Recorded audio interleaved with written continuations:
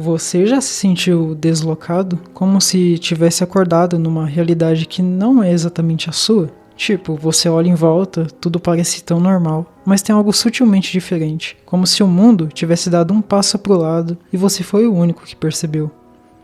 Mas agora, imagina o contrário. Você chega num lugar acreditando estar exatamente onde deveria, mas descobre que o problema não é com você, é com o resto das pessoas. E é disso que a gente vai falar hoje, então senta aí que lá vem a história.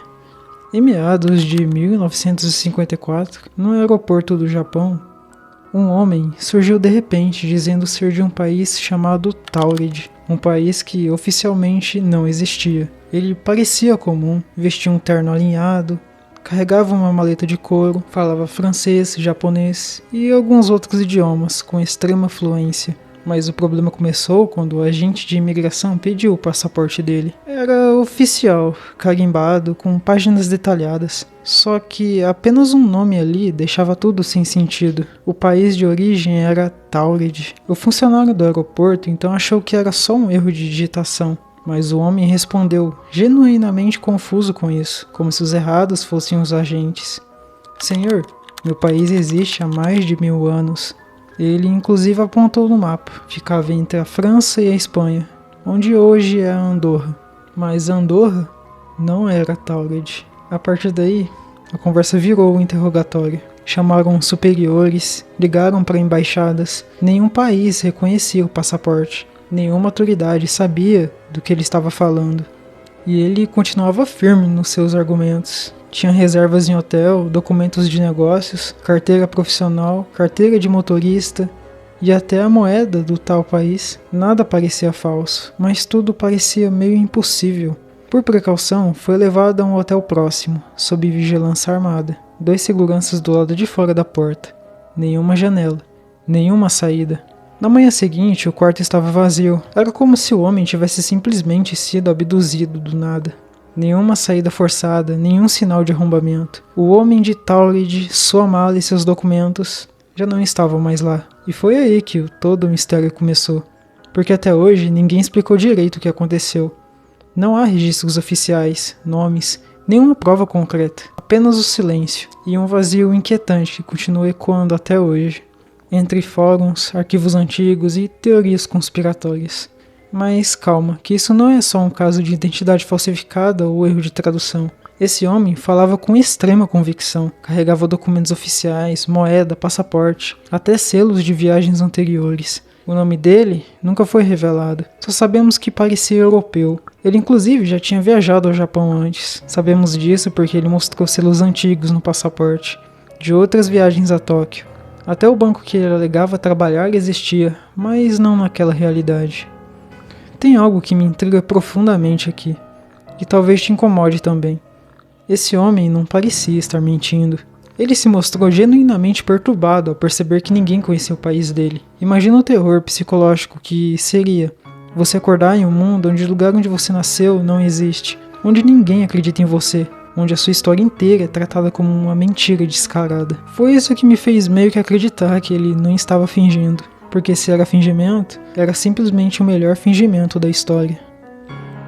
Mas aí entra o que me deixa mais desconfiado. O governo japonês nunca deu uma explicação oficial. Nenhum registro público do incidente foi liberado. A única fonte direta que sobreviveu foram relatos boca a boca de oficiais da época e um artigo obscuro que circulou em livros sobre anomalias e eventos inexplicáveis nas décadas seguintes. E isso levanta uma pergunta. Será que esse caso foi apagado propositalmente? Tem gente que acredita que sim, que o homem de Taurid nunca deveria ter aparecido ali, e que quando perceberam isso, alguém deu um jeito de corrigir o erro. Tipo quando você joga um jogo e um bug quebra uma parte específica do mapa, mas o sistema acaba resetando aquela área imediatamente. Só que, nesse caso, o bug era o próprio viajante de Taurid. Outra coisa que deixa esse caso ainda mais misterioso é o local onde tudo aconteceu, especificamente o aeroporto de Haneda, em Tóquio. Na época, ele já tinha fama entre os japoneses de ser um lugar com umas energias estranhas, sabe? Como se funcionasse como uma fenda dimensional entre 2 planos. Curiosamente, outros relatos de desaparecimentos e aparições inexplicáveis surgiram nesse mesmo aeroporto ao longo dos anos, mas nunca com tanta repercussão quanto esse caso de Taurid. No final das contas, a pergunta que mais me assombra não é de onde ele veio, será que ele era mesmo o único? E se existiram outros viajantes presos em lugares onde ninguém reconhece sua existência? Eu sei que eu posso só estar viajando demais nas ideias, mas até agora, tudo o que sabemos sobre o caso do Homem de Taurid vem de um relato que circula desde a década de 1960. Não há documentos, não há boletim de imigração, nem manchete de jornal da época. O que existe são apenas recontagens em livros e revistas sobre mistérios e fenômenos inexplicáveis.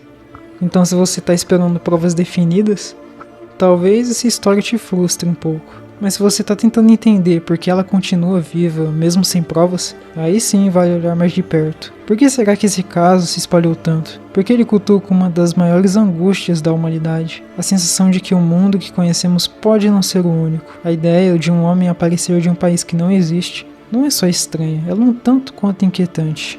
Não porque parece mentira, mas porque e se fosse verdade? Quem inventou essa história, se for o caso, pensou em tudo: nome do aeroporto, o processo de checagem de passaporte, a localização suposta do país, até o detalhe da vigilância no hotel. São elementos difíceis de inventar do nada, especialmente em uma época sem internet, onde pesquisar tudo isso seria, digamos, bem trabalhoso. Sem falar do próprio desaparecimento do homem dentro de um quarto que supostamente estava trancado. E esse é o ponto que mais alimenta o mistério. Segundo o relato, o quarto estava sob guarda armado o tempo todo. Não havia saída, e ainda assim, no dia seguinte, o homem não estava mais lá. Isso levanta uma dúvida. Será que esse caso foi mesmo real e depois encoberto? Ou tudo não passa de apenas uma história inventada, afinal? Parece contraditório, mas a falta de provas também reforça o mistério, porque ninguém conseguiu provar que isso nunca aconteceu. Nenhuma fonte confiável desmentiu o caso de forma definitiva. Isso que é muito estranho. O que temos é apenas o silêncio, o que deixa espaço para a dúvida crescer. E aqui entra a minha opinião pessoal sobre o caso. O caso do Homem de Taurid, se foi inventado, foi bem pensado demais para ser só uma historinha solta. Mas se foi real, então talvez a gente esteja diante de um evento que nunca foi para ser público. Isso soa familiar para você? Porque para muita gente soa como o efeito Mandela, só que em uma escala maior. Um exemplo de realidades sobrepostas, onde memórias de um mundo que não existe mais continuam vivas em algumas pessoas. Tipo as pessoas que acham que a cauda do Pikachu sempre teve a ponta preta, sendo que não, ela nunca foi preta. Sendo como for, tem uma coisa que não dá para negar: essa história não tem fim. Mesmo sem provas, ela continua circulando, sendo recontada, investigada, debatida. Talvez porque no fundo todo mundo sente que alguma coisa no meio dela não se encaixa perfeitamente, e quando uma história dessa aparece para dar voz a essa sensação estranha, a gente só escuta. Se um homem pode chegar a um lugar acreditando que está em casa e descobrir que a casa nem sequer existe, o que isso diz sobre a confiança que temos na nossa própria realidade? Não é só uma questão de geografia ou passaporte, é uma questão de identidade e de memória.